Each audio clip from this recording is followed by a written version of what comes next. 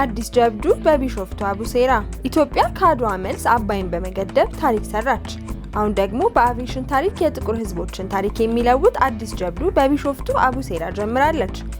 በክቡር ጠቅላይ ሚኒስትር አብይ አህመድ የመሰረት ድንጋይ የተቀመጠለት የቢሾፍቱ ዓለም አቀፍ ኤርፖርት ከህዳሴው ግድብ ቀጥሎ የኢትዮጵያ ትልቁ ሜጋ ፕሮጀክት ነው።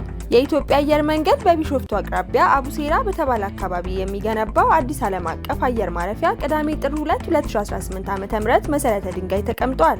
ጠቅላይ ሚኒስትር አብይ አህመድ የቢሾፍቱ ዓለም አቀፍ አውሮፕላን ማረፊያ ግንባታን በይፋ ባስጀመሩበት ወቅት ኢትዮጵያ የያዘችው በርካታ የአውሮፕላን ማረፊያዎችን የመገንባት ስትራቴጂ ወደፊት የአፍሪካ ግንባር ቀደም የአየር ትራንስፖርት ማዕከል ለመሆን ያለመ መሆኑንም ተናግረዋል። 12.5 ቢሊዮን ዶላር የሚወጣበት የአውሮፕላን ማረፊያ የመጀመሪያ ምዕራፍ ግንባታ ሲጠናቀቅ በአመት 60 ሚሊዮን መንገደኞችን ማስተናገድ ይችላል ተብሎም ይጠበቃል።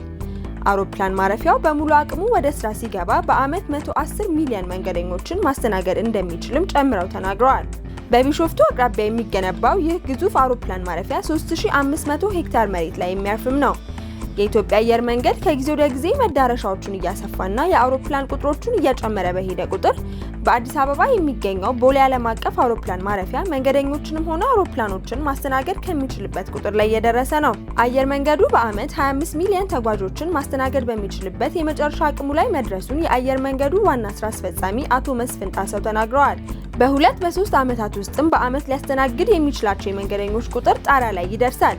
ይህም ማለት ደግሞ በወቅቱ ተለዋጭ የመንገደኞች ማስተናገጃና የአውሮፕላን ማቆሚያ ካልተገነባ እድገቱ በዚያው ሊወሰን ይችላል።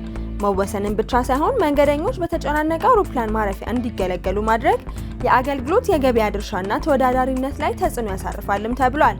ለአውሮፕላን ማረፊያ ግንባታ አንድ ቦታ ሲመረጥ በቅድሚያ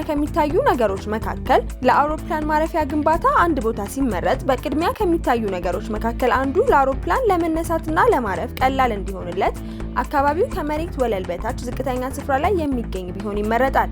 ይህም ረዥም ርቀት ለመሄድና ከፍ ያለ ጭነት ለመጫን ታሳቢ ያደረገ ነው የተባለ ሲሆን ከፍ ያለ ጭነት ማለት ከፍ ያለ ገቢ በመሆኑ አቡሴራ አካባቢ የሚሰራው የቢሾፍቱ ዓለም አቀፍ አውሮፕላን ማረፊያ ለዚህ ተስማሚ ነውም ተብሏል። ከአዲስ አበባ በ40 ኪሎ ሜትር ርቀት በምትገኘው ቢሾፍቱ የሚገነባው አዲሱ ዓለም አቀፍ አውሮፕላን ማረፊያ የአውሮፕላን መነሻና ማረፊያ ብቻ ሳይሆን ሌሎች ተጓዳኝ የሆኑ በርካታ ነገሮችን እንደሚይዝም ተነግሯል። እነዚህ ጉዳዮች የአየር መንገዱን ተወዳዳሪነት በከፍተኛ ሁኔታ ይጨምሩታልም ነው የተባለው።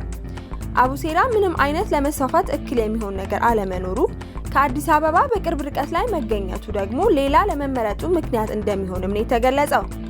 በተጨማሪ ከአዲስ አበባ ኤርፖርት ጋር በተመጋጋቢነት እንደሚሰራና በፈጣን መንገድና በፈጣን ባቡር እንደሚተሳሰር ቅዳሜ ዕለት በተከናወነው የግንባታ ማስጀመሪያ ስነ ስርዓት ላይ ተነግሯል።